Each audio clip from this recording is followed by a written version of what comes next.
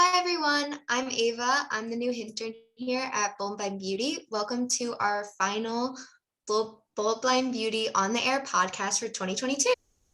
So to start off, let's see what Steph, Nasreen, Sylvia, and Dana are doing for the holidays. Hi everyone, I'm Steph. I'm going to describe what I'm wearing and my background. This is the first time we've attempted to do a video, so we're real excited about it. I am wearing a red sweater with the shoulders cut out, and around the cutouts are it's bejeweled. So I love my bling, and it's around the outer rim of the cutouts of the shoulders. In my background is my Christmas tree. It was decorated, compliments of my son and grandson. And my living room, you may be able to see part of my sofa and a teal colored barrel chair. And right now it's light outside, but I'm sure it's going to be getting a little darker pretty soon as we're heading towards 5 o'clock in the evening, but the tree is sitting right in front of my sliding door. That's Nasreen, great, would Steph. you like to go next? Yes. Hey everyone, I'm Nasreen. Happy holidays. Greetings to everybody. I am actually sitting here in this sort of semi-gloomy day today. I'm wearing a red top with some silver decals around this V-neck of my top, and I've got my red glasses on, and my hair is auburn today, and I do not have a tree or any Christmas lights behind me because I just don't have the space for where I am actually sitting here and shooting. I just have this blurred virtual background, which is what I like to use, but I love looking at the wonderful tree and lights and ornaments that Steph has. And I think, Sylvia, you got something going on too, something shiny, right? Okay, hey everybody, it's Sylvia, and I am actually wearing my hair up today, and it's kind of auburn these days too, Nasreen. And I thought about going with paper bag hair, by the way, Dana, but you know, wearing a little red jacket, like a little red blazer, and I have on snowflake earrings and necklace, so a little fun bling on my jewelry. And my Christmas tree is behind me, and it is 10 feet tall. Yes, it's big, and I have to tell y'all that it is my job to put the ornaments on the tree. And so I have this very system. And so I actually brailled my boxes for my ornaments this year. And we have this whole little system so I can decorate the tree, and I use a little grid pattern to make it happen. So super excited to be here. I love the holidays. So Dane? Hello, everyone. Happy holidays. Good to be with you ladies as always. I do not have a festive background for where I am right at the moment, but I am wearing a burgundy jumpsuit with a black cardigan over top, and I have a black top underneath my burgundy jumpsuit. My hair is pulled up into an updo, and I have on long silver stiletto earrings that make a U shape. And happy holidays, everyone.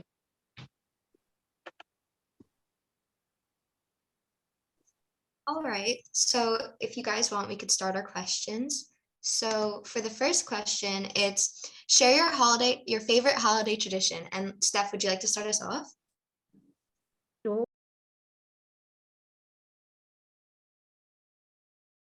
Sure. This is actually one of my favorite questions. And it's a holiday tradition that, gosh, I can't remember when it began. It might have began when my kids were little. I absolutely adore the Grinch. He's like one of my favorite cartoon characters. I love him.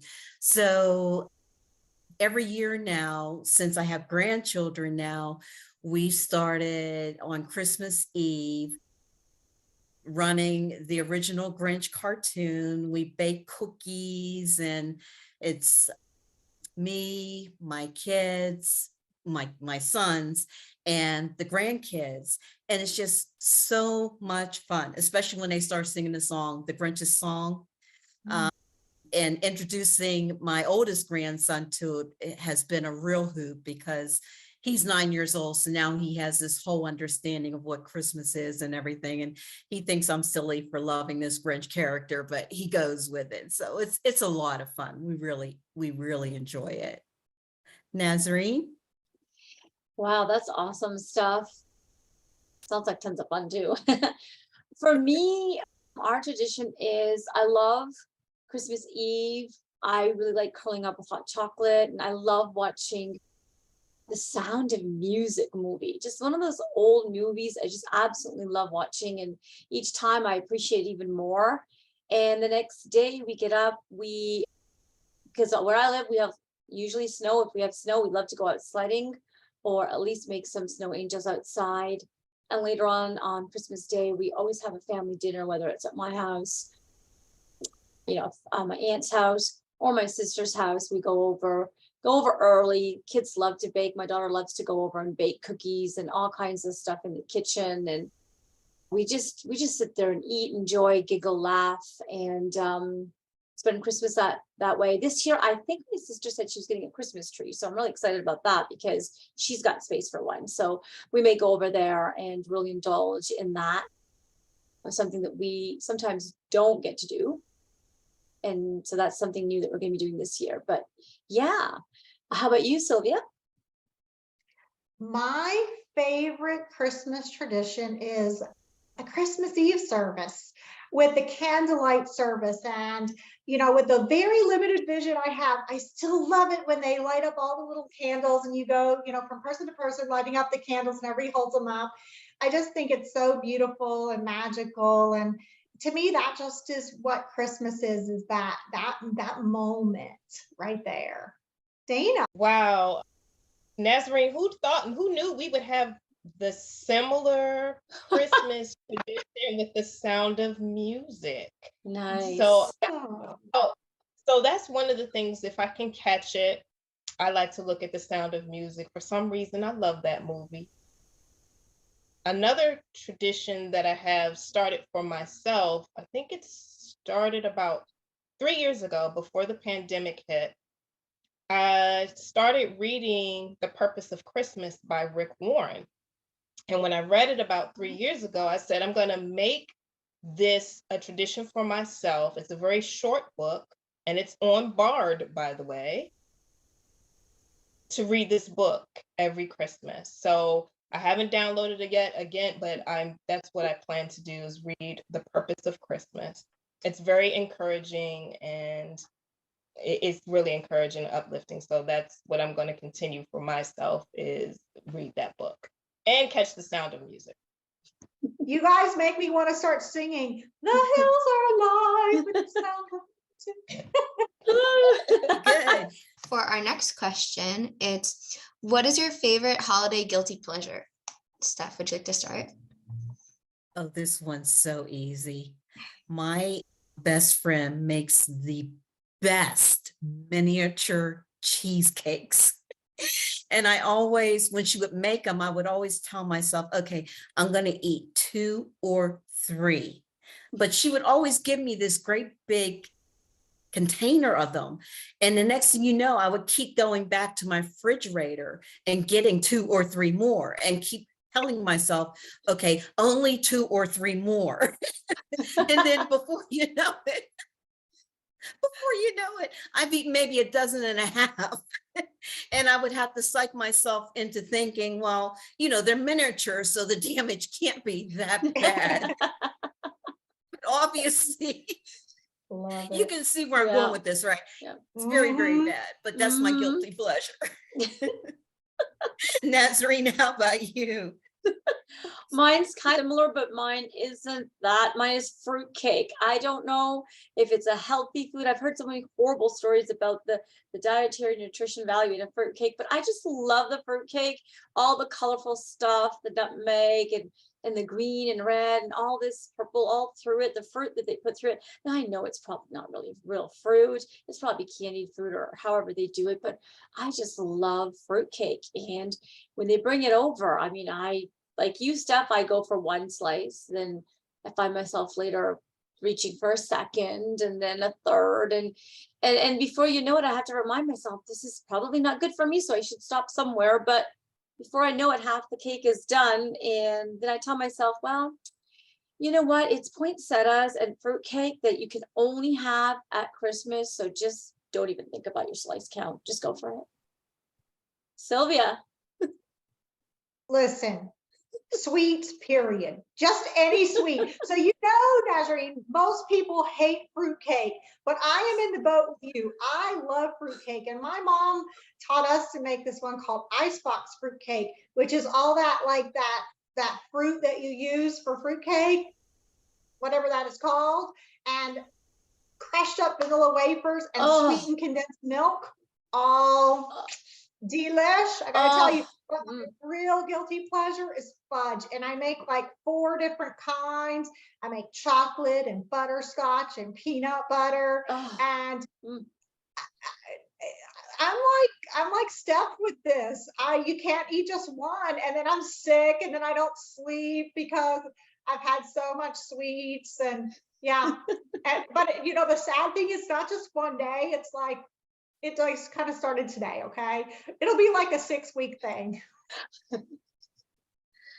Dana, what about you? Dana, you better come with some food, okay? No, it is true. Truth be told, you know, one of the best things about the holiday is the food, all the good stuff, even the desserts.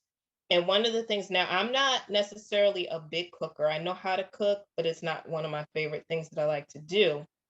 So one year I decided to make French toast using eggnog.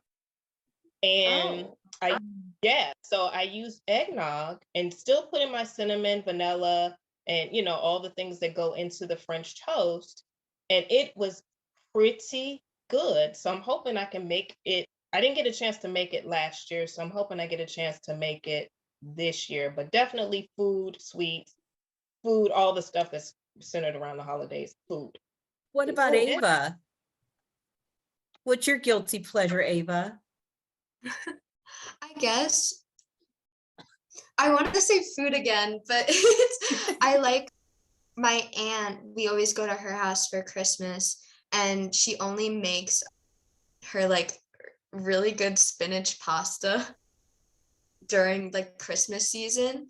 And so I'll always like try to like go over her house a lot during Christmas and like Christmas seasons, because like I know it'll always be there, and I could be like, oh, I could take some, and then I could take some home. And I'm really again with the food too. So the majority of us have a sweet tooth from the looks of things. Yes. Ava's just not old enough to have that sweet tooth yet. You're going to develop it, Ava. Trust us. She's a college student. She probably has it. So for our next question, it is, what is your favorite holiday memory from childhood? So Steph, would you like to start? Okay. Sure. You know, I struggle with this one because I have, the older I get, the further away those memories are. And it's like, oh my God, I can't really come up with anything. But I used to love going over to my grandparents, really for any time, but especially during the holidays. They had one of those silver Christmas trees with the light that shined on the tree. So the light turned different colors. I think it might have been red, yellow, blue, or something like that. I can't remember. But I thought it was the coolest thing when I was a kid. I thought that silver tree was so beautiful. And now, of course, people make fun of them, but you couldn't tell me that that tree wasn't beautiful. It was gorgeous. And one of the things that I remember as a small child, my grandmother used to, I can't remember if she bought them or collected them, green stamps. Sylvia, does that ring a bell with you? Green stamps? Yes. Okay, well, she had a book and you would fill up the book with the stamps and then you could get things with it. And there was like a catalog and I would look through that catalog and look for toys. And I just remember that. I couldn't remember how it worked exactly, but man, it gives me a warm feeling just thinking about that. Mhm. How about you, remember Nasreen? For me, it's two things. One is going sledding without a real sled and using garbage bags and just going down the terrain in a near sort of a walkway pathway, but it was like under a bridge. So as you went up, there was cliffs on both sides, grass cliffs, and we would go down those on garbage bags and have so much fun and just whip through the trees and hurt our backsides, but it was so much fun doing that. And the second thing I remember from childhood, which is always something I anticipate every year, was cookies. My neighbor, she was Irish, and she would always bring us a plate full of cookies. It was not Christmas until Madeline brought you cookies, and they were homemade cookies made with love and fresh ingredients, unlike the fruitcake. And there was a plate full of like a green Christmas tree and the shortbreads with the little jelly just in the right spot, and there was other shortbreads and chocolate chip cookies and Santa cookies with icing. Oh, and my favorite, the gingerbread man with icing on it. I never knew which way to eat that gingerbread man, if I should start with the head or the legs first. But until she brought us that plate of cookies just prior to the 24th, the 25th of December, it was never Christmas, because those cookies were just something that put a smile on our face. And it was just really symbolic. And that was one of my favorite memories, is Madeline's Christmas cookies. Sylvia. That makes me want some cookies right now. So for me, it's two things too. And one was going out Christmas caroling. And I've never done that in years. And every year I go, I find a group to go Christmas caroling with. But my other really fun one, and this all happened because when I was 8 years old, I'm the oldest of 5. And we're all right in a row.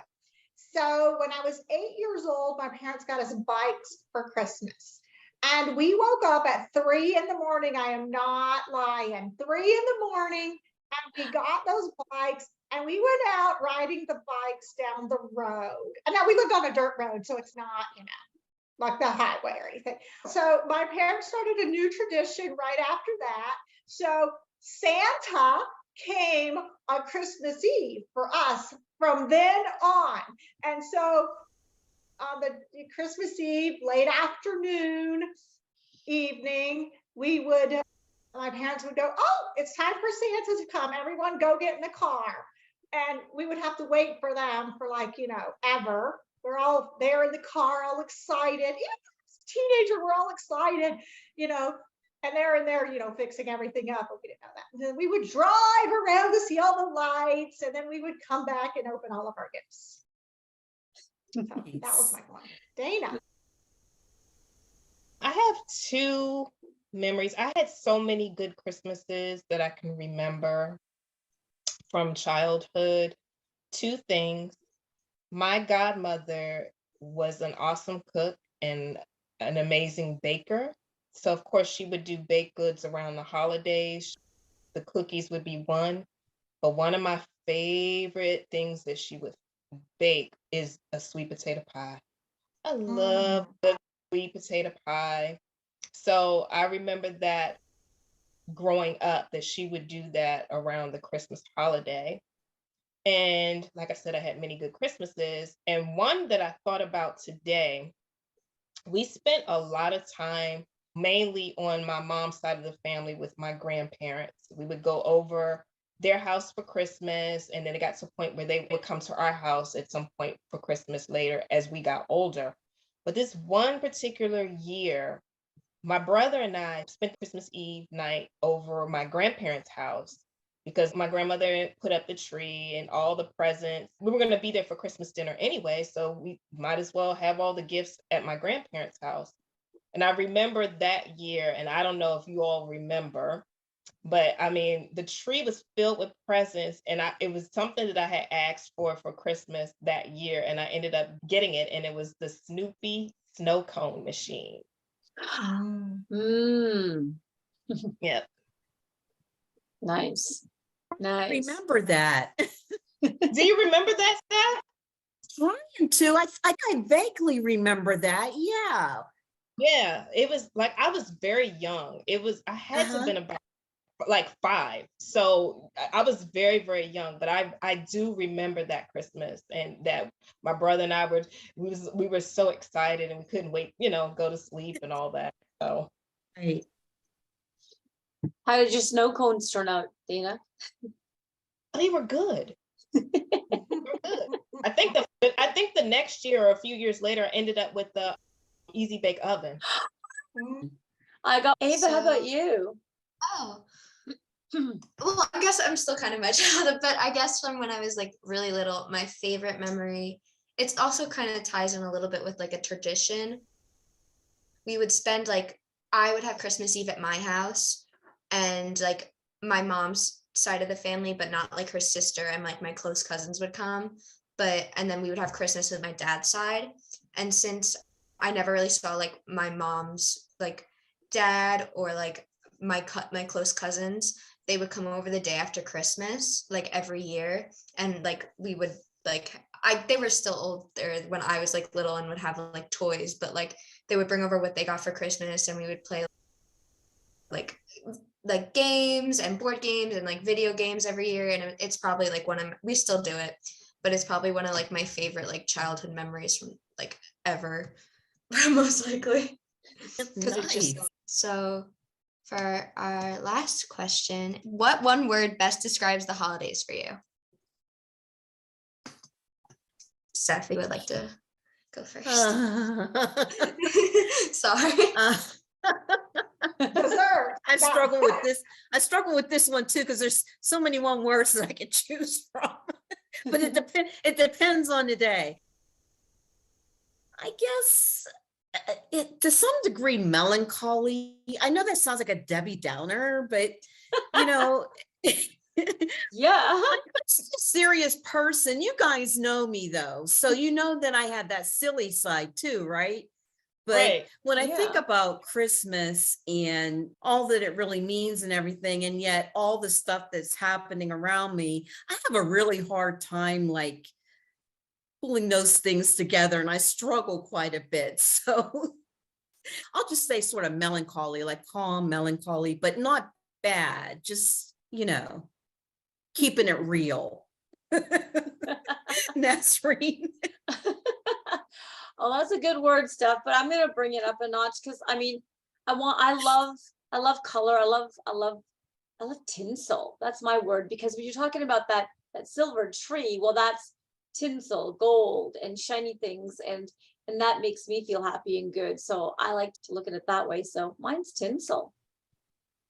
That's a fun one, Nazarene. It Mine is. is love. Mine It is love, is. because for me, that's what the holidays is about. And we get to love on people and give them gifts and make things for them and get that back from people. I just love. I would say love. Love it. Dana. Oh man, Sylvia, that's what I was thinking. It's just the love and peace. It's just love and peace. I'm sorry, I broke the rule because that's One word, Dana, one word. right. I guess Full love? No, that's still Yes. 2 words. yeah, right. But I was like, everybody says it, but that's what I had thought about was love. So Yeah. I'm just gonna say warm. Just yeah, warm. So from melancholy to tinsel to love to warm to what do you have to say, Ava? I guess mine would be like family, because for like the whole like 2 weeks from like the beginning of like the beginning of like Christmas time to like New Year's, I see like some part of my family almost every day, like the whole like 2 weeks. So it's like a lot. So family would be my word, I think. That's wonderful. Awesome.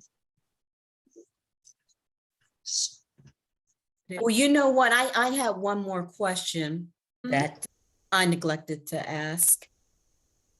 And I know it's a little bit off topic, but it's something that we do here at Bold Blind Beauty on Air. And that is to Dana. So Dana, can you share with us what is in the works as far as beauty for the holidays for this year?